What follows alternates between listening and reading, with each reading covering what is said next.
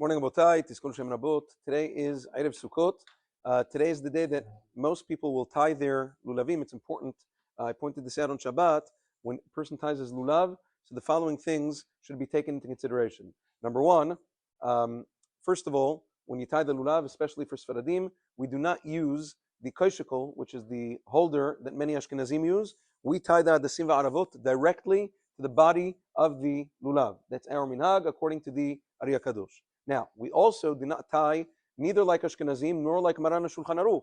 According to both, you have to put the hadasim on the right side of the spine of the lulav and the aravot on the left. We follow the tying method of the Ari Kadosh, as quoted by the Kaf Chaim. The Ari Kadosh, the way he tied his lulav is, you put the lulav down on the table with its spine facing up. You put one aravat to the right, one aravat to the left.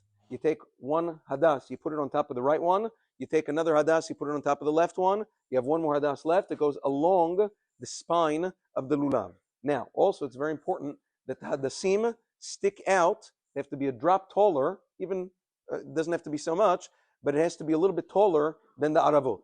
Sometimes when they're sold, the aravot are sold taller than the hadasim. So what you have to do is snip the aravot from the bottom, not from the top. Top makes it pasul. Snip the aravot a little bit from the bottom so that they are now going to be a little bit lower than the hadasim. Then what you do is you align all the bottoms of the lulav, bottoms of the hadasim, and bottoms of the aravot all together, and then you start tying. How do you tie? You take a lulav leaf and you make strands, you make threads out of a lulav leaf, and then you just start making a bunch of double knots throughout the lulav.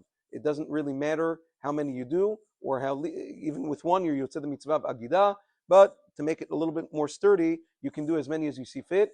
You take it, you do one, that's one knot, and then a double knot, you snip the edges, and that's how we do it. We also do not use the rings that Ashkenazim use. According to Maran Shulchan Aruch, in order to be yotzei the mitzvah of agidat lulav, in order to be yotzei the mitzvah of tying the lulav, it has to be specifically done with a double knot, not with a ring. So that's something you shouldn't be doing on Yom Tov. You have to do it specifically today.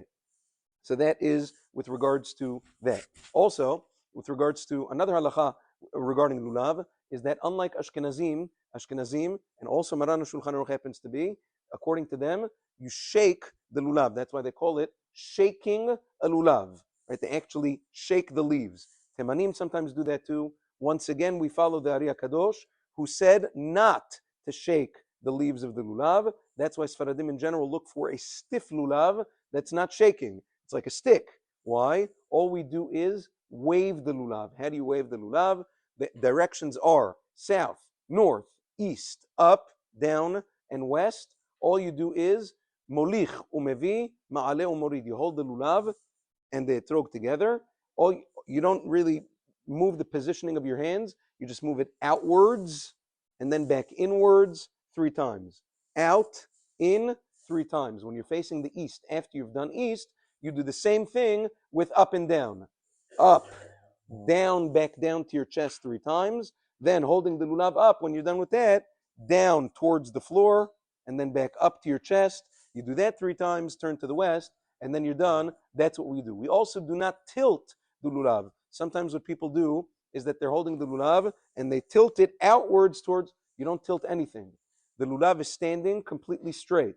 The etrog is standing completely straight. The only thing that's moving is the outward and inward motion and upwards and downwards motion of your hands. Tonight, Rabotai, also is the first night of Sukkot, where there is a positive Torah commandment to find a sukkah and to eat at least a kazait of bread in that sukkah. Throughout the rest of the holiday of Sukkot, you don't have to eat in the sukkah, but if you happen to eat bread or mizonot items, then you need to eat in the sukkah. However, on the first night of Sukkot, everybody has to locate a sukkah and get bread to eat in the sukkah in order to be yotzei the mitzvah. It's the same thing tomorrow night, just midrabanan, but tonight is actually the positive Torah commandment. Now, another thing is an even greater mitzvah, I shouldn't say greater, but an even more severe, there's a more chamur mitzvah than eating in the sukkah, which is sleeping in the sukkah. Sleeping in the sukkah is more severe than eating in the sukkah. Why? How do we know that? The halacha is a seudat arai. The halacha is that if you're eating a meal of an unsettled character, you're not eating bread, or you're eating bread under a kabitzah, or you're eating mizonot under a kabetza that can be eaten outside of the sukkah. What about a sleep of an unsettled character? What about just a nap? A nap, even putting your head down on the table is asur outside of the sukkah for the 7 days of Chag HaSukkot. To the extent that the Ben Ish Chai writes in Parashat Ha'azinu, if you see your friend dozing off in shul or whatever it is, boom, knock him. He says, get up, don't fall asleep. You're not allowed to fall asleep outside of the sukkah. Some people have this misconception that there is no mitzvah of sleeping in the sukkah outside of Israel. That is shekir, that is against the Torah. That is not true. Now again, there are circumstances which exempt the person from sleeping in the sukkah, both in Israel and outside of Israel. But people think it's like mitzvot hatluyot ba'aretz, like shmita. Yeah, sleeping in the sukkah only applies in Israel. That is nonsense. It's not true. Therefore, if the weather permits and everything is safe and all is good, there's a mitzvah ta'aseh min Torah to sleep in the sukkah, just like there's a mitzvah to eat in the sukkah.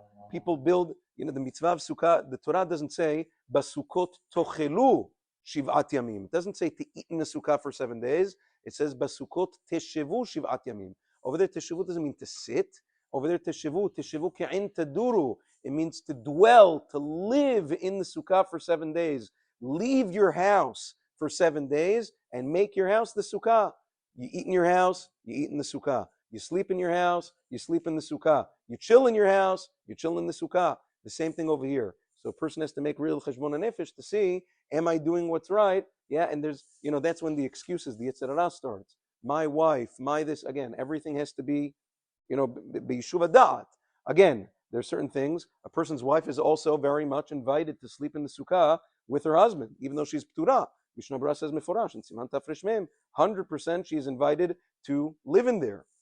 So that being said, Abotai, person has to think about all these variables and not be so quick to dismiss the most important mitzvah of sukkah, which is to sleep in the sukkah, and not just focus all their energies on the mitzvah of eating in the sukkah. Have a wonderful day. Chag Sameach, and Tizkul Shem Rabot Na'imot V'Tovot.